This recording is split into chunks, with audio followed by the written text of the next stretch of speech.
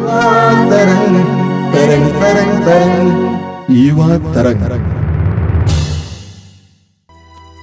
प्रभु मेरा जीवन साथी है, मेरा एक साथी है। प्रभु मेरा जीवन साथी है, मेरा एक साथी है। चलना मेरे संग प्रभु, रहना मेरे संग प्रभु। चलना मेरे संग प्रभु, रहना मेरे संग प्रभु। प्रभु मेरा जीवन साथी है, मेरा एक साथी है। प्रभु मेरा जीवन साथी है, मेरा एक साथी है। प्रभु मेरा प्रेमी बंधु है, मेरा एक बंधु है। प्रभु मेरा प्रेमी बंधु है, मेरा एक बंधु है। चलना मेरे संग प्रभु, रहना मेरे संग प्रभु। चलना मेरे संग प्रभु, रहना मेरे संग प्रभु। प्रभु मेरा प्रेमी बंधु है, मेरा एक बंधु है। प्रभु मेरा प्रेमी बंधु है, मेरा एक बंधु है। प्रभु मेरा जीवन सहारा है, मेरा एक सहारा है। प्रभु मेरा जीवन सहारा है, मेरा एक सहारा है। चलना मेरे संग प्रभु, रहना मेरे संग प्रभु। चलना मेरे संग प्रभु, रहना मेरे संग प्रभु। प्रभु मेरा जीवन सहारा है, मेरा एक सहारा है। प्रभु मेरा जीवन साथी है, मेरा एक साथी है। प्रभु मेरा प्रेमी बंधु है, मेरा एक बंधु है। चलना मेरे संग प्रभु, रहना मेरे संग प्रभु। चलना मेरे संग प्रभु, रहना मेरे संग प्रभु। प्रभु मेरा जीवन साथी है, मेरा एक साथी है। प्रभु मेरा प्रेमी बंधु है, मेरा एक बंधु है। प्रभु मेरा जीवन सहारा है, मेरा एक सहारा है। मेरा एक सहारा है, मेरा एक सहारा है, मेरा एक सहारा है। मेरे प्रिय युवा भाई और बहनों, आप सभी को जय सू। मैं फिर एक बार आप सभी को इस युवा तरंग कार्यक्रम में स्वागत करता हूं। आपसे अनुरोध भी करता हूं कि इस कार्यक्रम के बारे में और भी लोगों को बताएं, ताकि बहुत सारे युवक युवतियां इस कार्यक्रम से प्रेरित हों।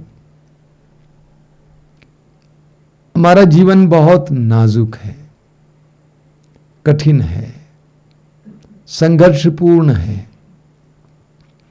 ऐसे जीवन में हमें प्रभु का सहारा लेना आवश्यक है। हमारे जीवन में कभी कभी हम लोग टूट जाते हैं। विशेष करके मैंने देखा बहुत सारी युवक युवतियां टूट जाते हैं। वे सोचते हैं कि आगे कुछ नहीं है, वे निराश हो जाते हैं, उदास हो जाते हैं। ऐसी परिस्थिति में हमें प्रार्थना का सहारा लेने की आवश्यकता है, प्रभु के करीब जाने की आवश्यकता है। इस सत्य को मत भूलिए कि जीवन का स्रोत तो प्रभु है, और प्रभु के करीब जाएंगे तो आपको प्रेरणाएं मिलेंगी, शक्ति मिलेगी, ऊर्जा मिलेगी। हमें प्रभु यीशु से सीखना चाहिए। प्रभु यीशु स्वयं प्रार्थना में काफी समय बिताते थे, और पुराने विधान में इब्राहिम एक सुंदर उदाहरण है प्रार्थना के लिए। कैसे इब्राहिम ईश्वर के साथ जुड़ा जीवन जिए। जब इब्राहिम को पता चला कि सोदोम और गोमोरा का नष्ट होने वाला है, तो इब्राहिम ने कैसे ईश्वर से सोदोम और गोमोरा के लिए प्रार्थना की। वचन सुनिए, प्रार्थना करना सीखिए। आप सबों को जय यीशु। प्यारे युवा साथियों, आज आप हर परिस्थिति में, कठिन चुनौतियों में चिंतित हो जाते होंगे, परेशान हो जाते होंगे। आज आपको आवश्यक है कि आप अपने जीवन में वचन की शक्ति को अपने जीवन में ले लीजिए। जब आप वचन की शक्ति को हर दिन दैनिक जीवन में लेते जाएंगे, प्रभु यीशु के वचनों को धारण करेंगे, हर एक चुनौती का सामना करने के लिए आपको शक्ति और बल मिलेगा। हर एक चुनौती का सामना करने के लिए प्रभु जी आपको मार्गदर्शन देंगे। देखिए, वचन कहता है इब्रानियों का पत्र अध्याय 4:12 में, क्योंकि ईश्वर का वचन जीवंत है, सशक्त है, किसी भी दुधारी तलवार से तेज है। और हम देखते हैं प्रभु यीशु ने हर एक रोगी को चंगा किया केवल शब्द मात्र से प्रभु यीशु ने अबदूतों को निकाला, रोगियों को चंगा किया। और इस प्रकार प्रभु ने वचन की ताकत से ही सभी लोगों को विश्राम दिया, शांति दिया, आनंद दिया। और मत्ती का सुसमाचार अध्याय 8 पद संख्या 8 में हम देखते हैं, शतपति अपने नौकर के लिए परेशान रहता है, क्योंकि शतपति का नौकर बीमार हो जाता है। और ईसा से वह कहता है कि आप एक ही शब्द कह दीजिए और मेरा नौकर चंगा हो जाएगा।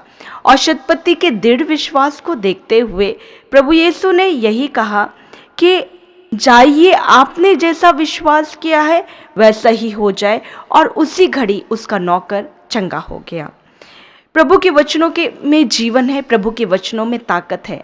और हम देखते हैं इसाया नबी का ग्रंथ अध्याय 55 पद संख्या 10 में, जिस तरह पानी और बर्फ आकाश से उतरकर भूमि सींचे बिना उसे उपजाऊ बनाए और हरियाली से ढके बिना वहाँ नहीं लौटते, जिससे भूमि बीज बोने वाले को बीज, खाने वाले को अनाज दे सके, उसी तरह मेरी वाणी मेरे मुख से निकलकर व्यर्थ ही मेरे पास नहीं लौटती।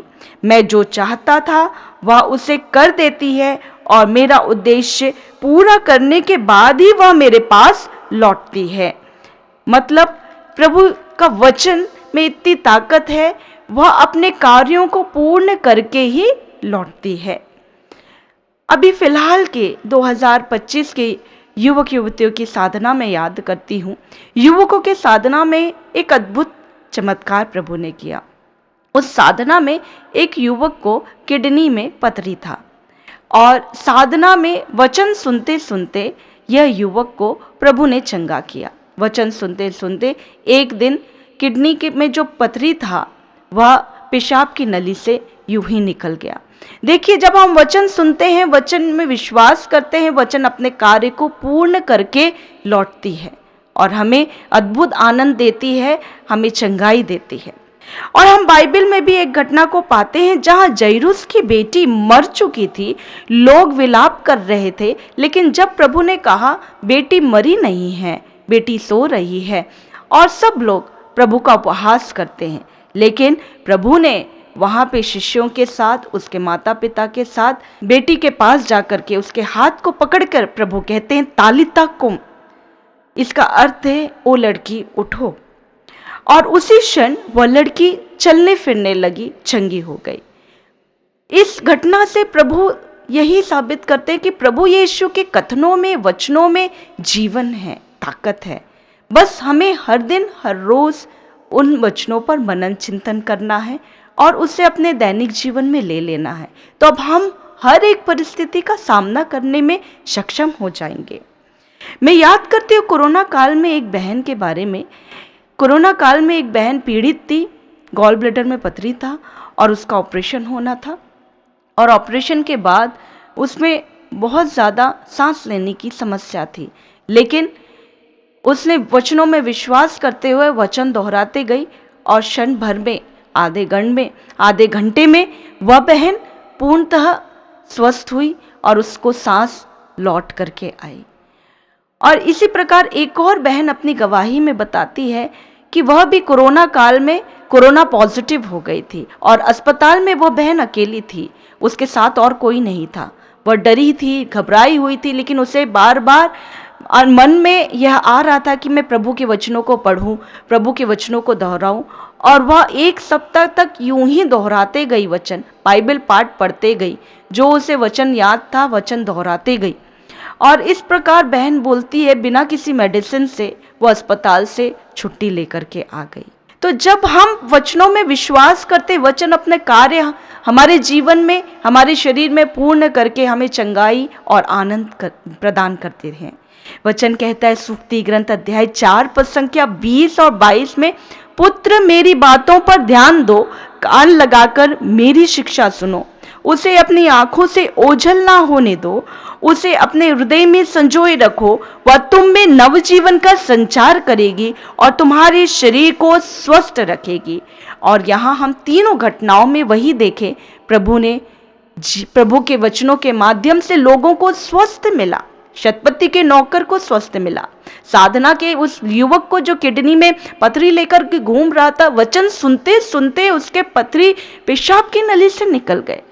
अब हम जैरूस की बेटी का भी यह वचन घटना देखें कि वह प्रभु यीशु तालिता कुम बोलते ही वो बेटी में जीवन आ गया। तो हम अपने रोज के तौर तरीके में क्यों ना ये जीवनदायी वचनों को ले लें। हम जानते तो हैं लेकिन हम करते नहीं हैं, और हम इन सब वचनों को पढ़ने के लिए बहुत आलस्य करते हैं। अब हम आलस्य को त्यागें और वचनों को धारण कर ले और हमारे दैनिक जीवन के हर एक बातों को सफल करते जाएं। प्यारे युवक युवतियों, आइए हम प्रार्थना में जुड़े। हे प्यारे प्रभु यीशु, मैं प्रार्थना करती हूँ हमारे सभी युवा साथियों के लिए जो जीवन के भिन्न भिन्न समस्याओं से, भिन्न भिन्न चुनौतियों से आगे बढ़ रहे हैं। उन्हें समझ में नहीं आता क्या कर रहे हैं, क्या करना है। प्रभु आप उनके हर एक बातों में उन्हें सबल बनाइए, उन्हें वचनों की ताकत को समझने के लिए अनुग्रहित कीजिए, बाइबल पठन करने के लिए अनुग्रह दीजिए, बाइबल पर मनन चिंतन करने के लिए उन्हें अनुग्रह दीजिए, और उनके हर एक परिस्थितियों में वचन के साथ आगे बढ़ने के लिए प्रभु उन्हें कृपा दीजिए। यह प्रार्थना मैं आपके नाम से मांगती हूँ, आमीन। आइए हम प्रार्थना करें। ये प्रेमी पिता, धन्यवाद देता हूं इस पवित्र समय के लिए, इस कार्यक्रम को सुनने वाले, इसमें सहभागी होने वाले एक एक भाई बहन के लिए धन्यवाद देता हूं। विशेष करके इन बेटे बेटियों के लिए मैं प्रार्थना करता हूं। इनके जीवन में कई प्रकार की कठिनाइयों का इनको सामना करना पड़ता है। प्रतिदिन इनके जीवन में थकाने वाले अनुभव, डराने वाले अनुभव, निराश करने वाले अनुभव होते हैं। ऐसे क्षणों में भी तेरे साथ जुड़ने के लिए, प्रार्थना में तेरे साथ जुड़ने और शक्ति और प्रोत्साहन प्राप्त करने के लिए कृपा प्रदान करना। सर्वशक्तिमान परमेश्वर, पिता, पुत्र और पवित्र आत्मा आप लोगों को आशीर्वाद प्रदान करें, आमीन। सबको जय यीशु। प्रभु मेरा जीवन साथी है, मेरा एक साथी है। प्रभु मेरा जीवन साथी है, मेरा एक साथी है। चलना मेरे संग प्रभु, रहना मेरे संग प्रभु, चलना मेरे संग प्रभु,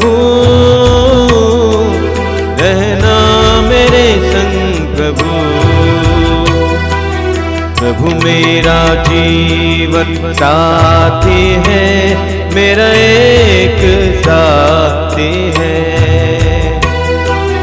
प्रभु मेरा जीवन साथी है, मेरा एक साथी है। प्रभु मेरा प्रेमी बंधु है, मेरा